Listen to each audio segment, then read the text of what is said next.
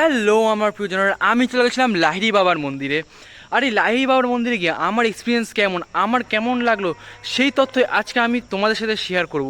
আর যদি তোমাদের আমার এই ভিডিওটি ভালো লেগে থাকে, যদি খুবই ভালো লেগে থাকে, তাহলে সাবস্ক্রাইব, আর যদি ভালো লেগে থাকে তাহলে লাইক দেবে।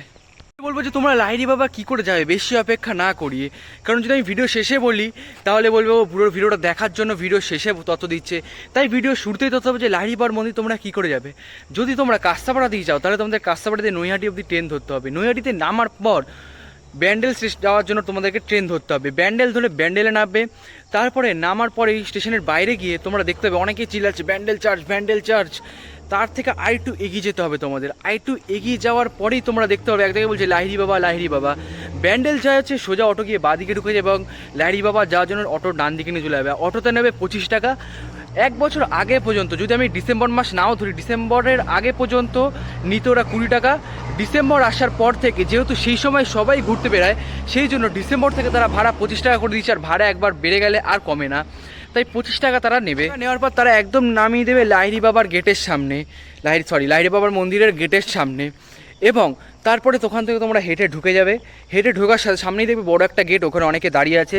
তারপর তুমি যখন I2 এন্ট্রি করবে, দেখতে হবে তোমরা ডান হাতে কতগুলো তিতির মুরগি রাখা আছে। আমার যতটা আমি ইউটিউবে দেখেছিলাম এবং গুগলে সার্চ করে দেখেছিলাম, ওগুলো আফ্রিকান প্রজাতির। এবং আমার তথ্য একটু ভুলও হতে পারে, কিন্তু আমি যেহেতু দেখেছিলাম তাই তোমাদের বলে রাখলাম। এবং সেখানে কতগুলো রাজহাঁস আছে। এবং বাঁ হাতে তোমরা দেখবে ফুলের সুন্দর বাগান, বিভিন্ন রকমের ফুল রাখা থাকে ওখানে। ফুলের বাগানের মধ্যে তোমরা অন্যান্য জায়গায় আমি যতদূর গেছি গিয়ে দেখেছি ফুলের বাগান অতটাও সুন্দর না যতটা লাহিড়ী বাবার মন্দিরের ওখানে ছিল। এবং I2 এন্ট্রি করতেই তোমরা দেখবে একটা জায়গায় কাঁধে করে নিয়ে আছে কতগুলো I2 সামনে যাবে এবং পালকি করে দুর্গা ঠাকুর নিয়ে যাচ্ছে। এবং বাচ্চাদের একটা ছোটোবেলা আমি দেখতাম ট্রেনের একটা কার্টুন হতো, সেই কার্টুনেরও ইসে দেওয়া আছে, একটা মডেল মতন বানানো আছে। আর বাচ্চাদের জন্য বাঁ হাতে পার্ক করা আছে। আর আমি একটা বছর আমি লাস্ট 2022-এ গেছিলাম, তখন আমি ভিডিও বানাতাম না। এই বছর যখন আমি গেলাম তখন আমি দেখলাম যে ডান হাতে একটা রিসর্ট করা আছে, সেখানে হয়তো লোক স্টে করতে পারে। এবং জানি না সেটা নাও হতে পারে, তারা থাকতেও পারে যারা মন্দিরের লোক। তবে যখন I2 তোমরা ভেতরে যাবে তখন তোমরা দেখবে যে মূল যে মন্দিরটা সেটা কিন্তু ওখান থেকেই শুরু। ওখানে ঢোকার আগে, যেহেতু এখন ট্যুরিস্টরা বেশি যায় শীতকালে, জানুয়ারি এবং ডিসেম্বরে, তাই সেই জন্য ওরা কি করেছে, বাস দিয়ে বিভিন্ন রকমভাবে ঘিরে ঘিরে যাতে লাইন বাই লাইন, যেমন আমরা ঠিক ITI মোড়ের মণ্ডপ দেখার সময় যেরকম হয় সেরকমভাবে ওরা নিয়ে গেছে। এবং তার আগে আপনাকে এক জায়গায় জুতো রাখতে হবে। গিয়েই দেখবেন যদি আপনি এই জানুয়ারি এবং ডিসেম্বরের মধ্যে যান তাহলে আপনাকে ওরা গেলেই আপনি দেখতে পাবেন, যেহেতু সেই সময় ট্যুরিস্ট বেশি, সেই জন্য অ্যাক্টিভ থাকে বেশি। আপনি ওখানে যাবেন, আপনাকে একটা টোকেন দেবে, একটা বস্তা দেবে, ওর মধ্যে আপনাকে জুতো রাখতে হবে। মোজা চাইলে আপনি নিজের পকেটেও রাখতে পারেন বা জুতোর ভেতরেও ঢুকিয়ে রাখতে পারেন।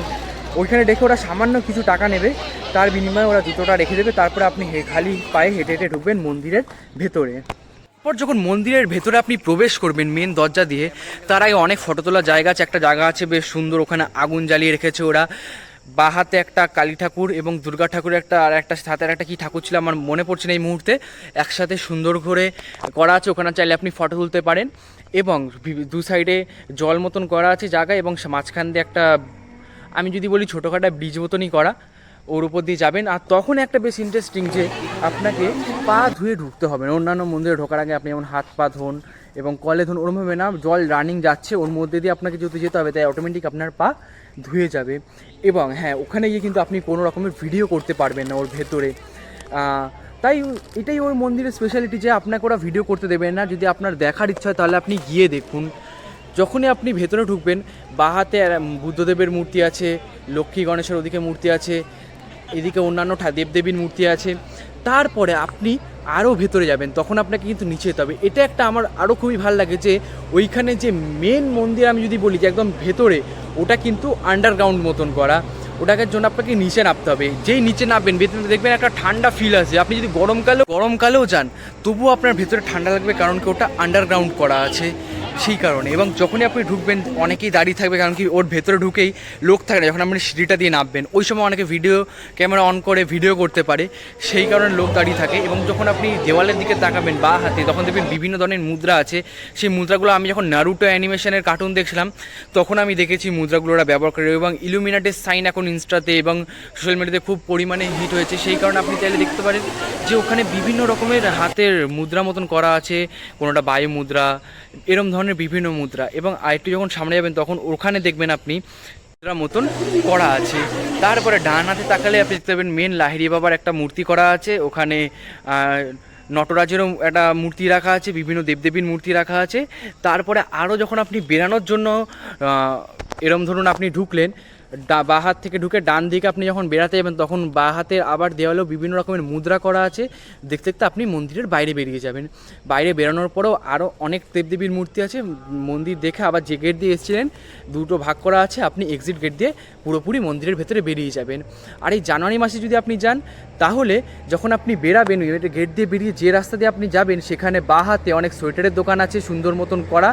আর একটু এগিয়ে গিয়ে অনেক খাবারের দোকান, বিরিয়ানির দোকান আছে। এবার অনেকের প্রশ্ন করবে যে ভেজ না আমিষ না নিরামিষ। আমি বলবো ওখানে আমি খাইনি, ওর জন্য আমি যাই না। বিভিন্ন চাউমিনের দোকান আছে এবং পিঠে এইসবের দোকান করা আছে। শীতকালে যেরকম জিনিসপত্র আমরা খাই সেরকমই খাবারের জিনিসপত্রের দোকান করা আছে। আর যেহেতু কদিন আগে ডিসেম্বর মাস গেছে তাই ক্রিসমাস ছিল, তাই ডান হাতে একটা ক্রিসমাস ট্রি ছিল, আরও বিভিন্ন রকমেরভাবে সাজানোর জিনিস ছিল। এবং আরও যখন এগিয়ে যাবেন তখন দেখবেন খাবারের লাইন। আপনার মনে এইটা প্রশ্ন আসতেই পারে যে খাওয়ারের লাইনটা কিসের? খাওয়ারের লাইনটা হলো আপনি যখন মন্দিরের ভেতরে প্রবেশ করবেন মেন গেট দিয়ে, তখন আপনি ডান হাতে দেখবেন একটা ছোট্ট ছাউনি মতন করা আছে, ওখানে ওরা কুপন দিচ্ছে। আমি যখন অনেক আগে গেছিলাম তখন 60 টাকা নিয়েছিল, এখন 80 টাকা নিয়েছিল। এই 80 টাকা দিয়ে আপনি আগেই কুপন কেটে দেবেন। হ্যাঁ, কুপন কাটার জন্য আপনাকে 11টার থেকে 12টা অবধি মধ্যে যেতে হবে। আপনি যদি 12টা 12:30 হয়ে যায় তাও আপনি পাওয়ার চান্স আছে, দেয় অনেকক্ষণই ওরা। আর 1টা পর্যন্ত খাবার দেয় বলে, কিন্তু এবার যতক্ষণ লোকে লাইন দাঁড়িয়ে থাকবে, কুপন মানুষ যতক্ষণ কেটে নেবে ততক্ষণই আপনার খাবার চলবে, সেটা নিয়ে আপনার চিন্তা নেই। ব্যাস, তারপর আপনি ওটা দেখে খাবার খেয়ে আপনি পুরো বেরিয়ে যাবেন। সিস্টেমটা খুবই ভালো লাগলো আমার। এবং তোমরাও যদি এই শীতে লাহিড়ী বাবার মন্দিরে যাও তাহলে যদি কমেন্টে জানাও তো জানাতে পারো। আর ভিডিওটা ভালো থাকলে লাইক শেয়ার সাবস্ক্রাইব করতেই পারো। বাই।